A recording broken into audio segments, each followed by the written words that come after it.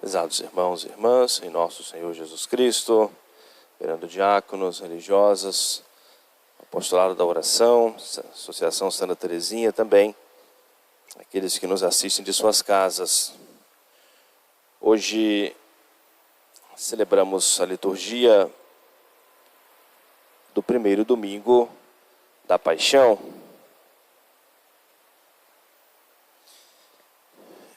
Nós ouvimos essas duas leituras, a carta aos Hebreus e também o Evangelho segundo o evangelista São João, e que já nos aproxima da paixão, da morte de nosso Senhor, quando Jesus vai oferecer o sacrifício da sua vida pela nossa redenção, para nos devolver o direito à vida eterna.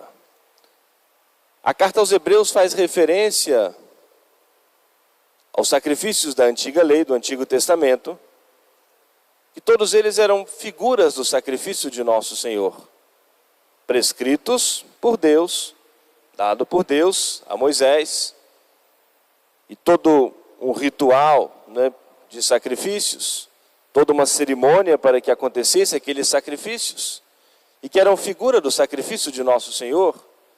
E a referência tão importante para nós é essa. Se esses sacrifícios do Antigo Testamento, feito com sangue dos animais, e essa ideia dessa destruição do mal, do pecado, com o sacrifício, com a morte dos animais, por graça de Deus purificava as consciências, tudo isso em previsão da paixão e da morte de nosso Senhor. Todo o valor do Antigo Testamento é em previsão, a expectativa na espera da vinda de nosso Senhor. Mais ainda agora o sacrifício do próprio Cristo.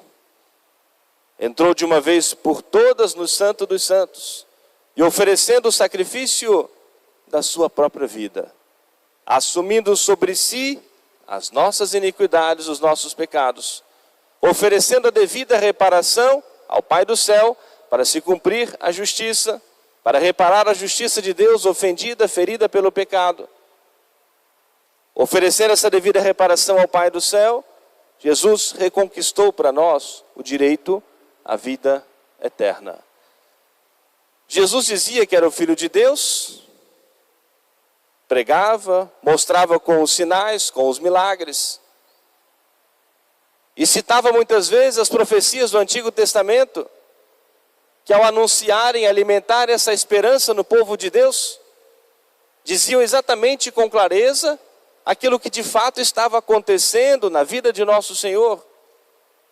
E aquelas profecias todas que se realizavam plenamente somente na pessoa de Jesus. E sempre fica um questionamento para nós.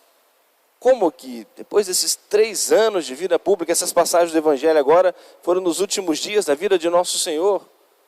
Como que depois de tantos sinais, de tanta manifestação, muitos ainda com o seu coração bastante fechado,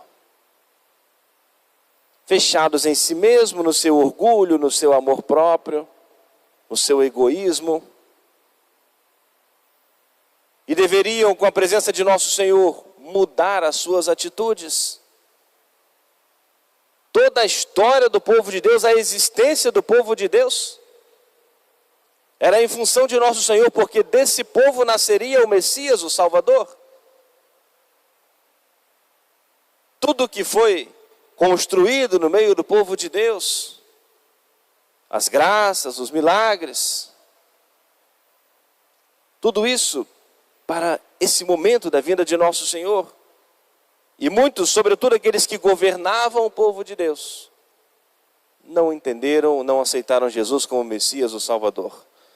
E por isso Jesus, com palavras muito duras, muito fortes: se não querem me ouvir, não querem entender as minhas palavras, porque não sois de Deus. Porque quem é de Deus, guarda as minhas palavras. E aquele que guardar as minhas palavras, não verá a morte eterna. E Jesus, falando no sentido bastante amplo, que Abraão se alegrou na expectativa, na esperança de quando viesse o Messias. E eles, com seu olhar voltado apenas para aquele momento presente, não conseguiam entender isso, ou não queriam entender.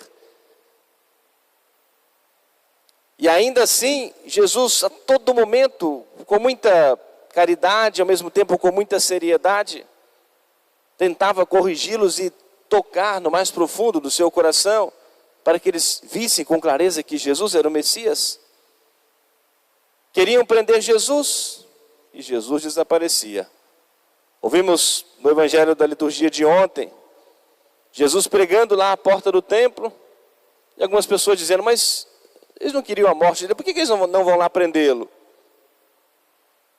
Porque não era chegada a hora. Não era ainda o momento permitido pelo Pai que Jesus fosse preso. Tentaram hoje apedrejar Jesus, julgando erradamente que Jesus estava possesso do demônio e que estava blasfemando. E Jesus desapareceu no meio deles. Já haviam fechado um pacto da morte de Jesus e queriam a todo custo matá-lo. Mas Jesus vai deixar muito claro, isso só vai acontecer quando for permitido pelo Pai do céu.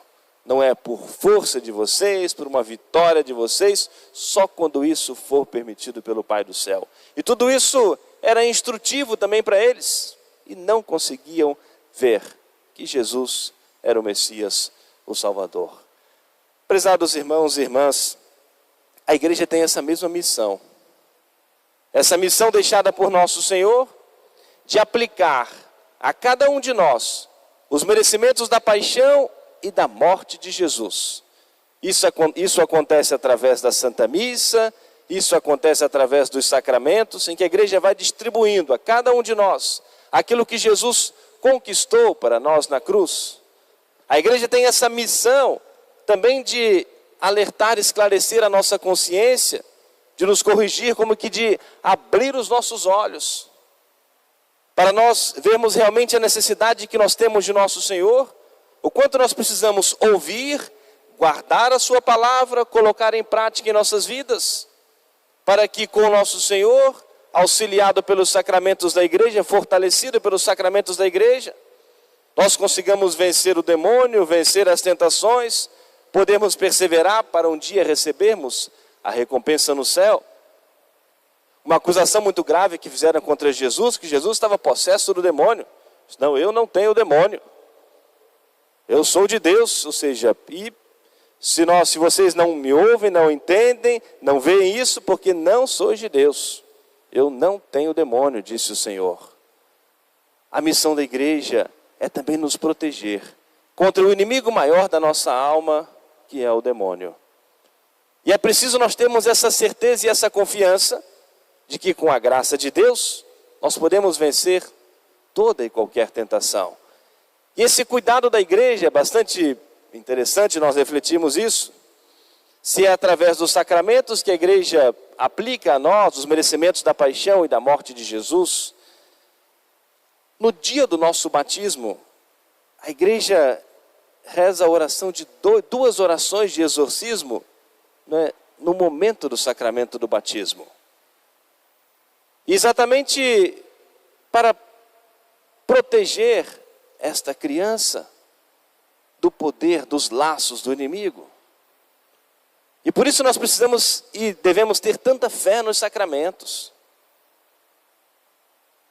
Por isso não há espaço na vida daquele que tem fé para o desespero. Ninguém pode se sentir desamparado, desprotegido da parte de Deus.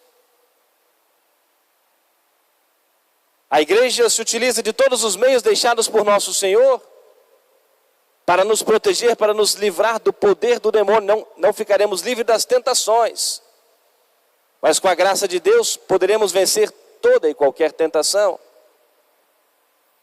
E pode até nos parecer estranho, mas a igreja rezar duas orações de exorcismo, uma criança recém-nascida.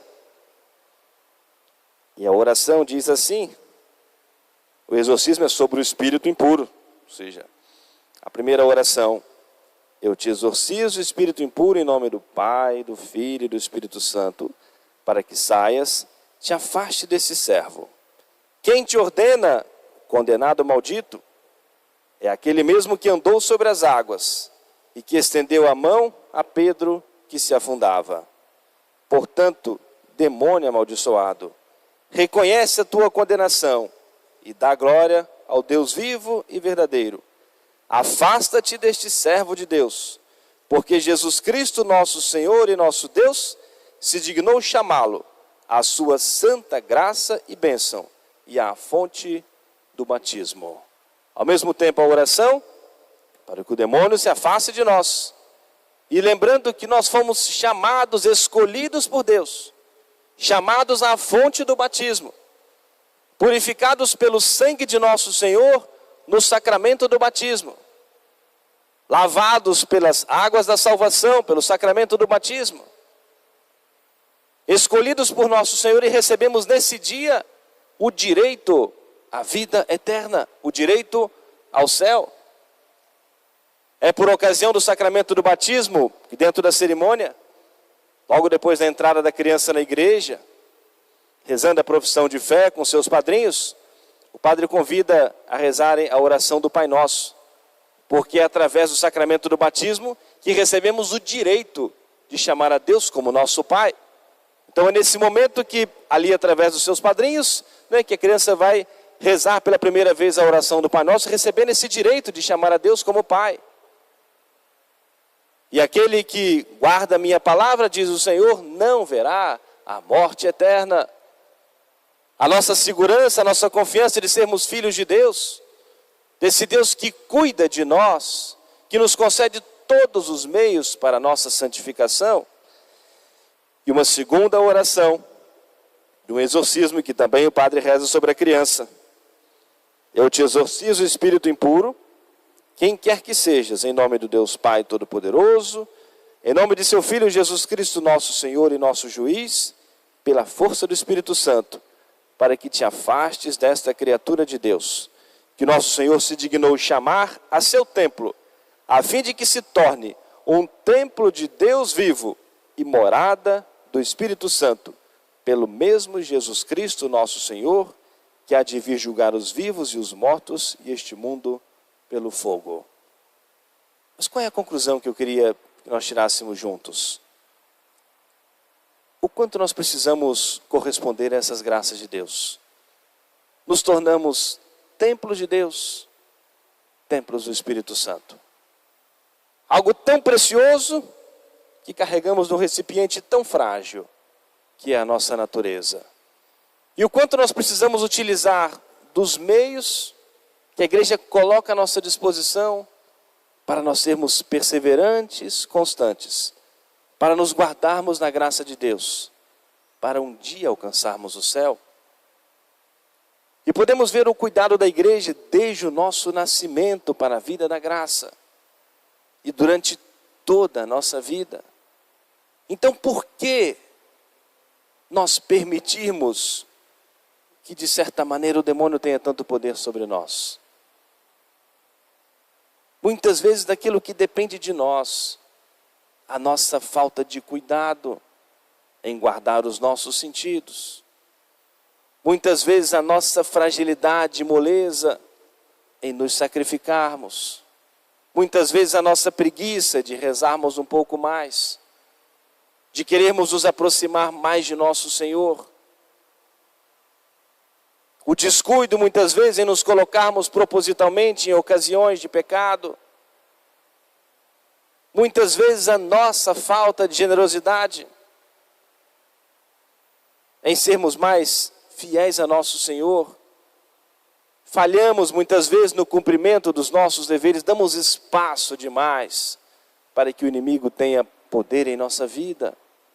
Abrimos as nossas defesas, deixamos as nossas defesas fragilizadas. Mas a conclusão que nós precisamos tirar é exatamente nós agirmos o contrário.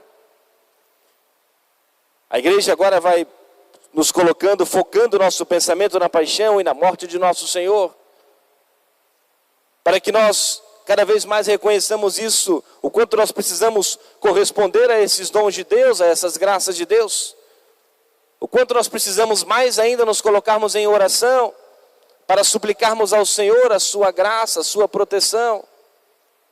Pedir a graça da nossa conversão, da contrição verdadeira e sincera do nosso coração. Estava lendo ontem um sermão de São João Maria Vianney, exatamente sobre esse domingo, o primeiro domingo da Paixão.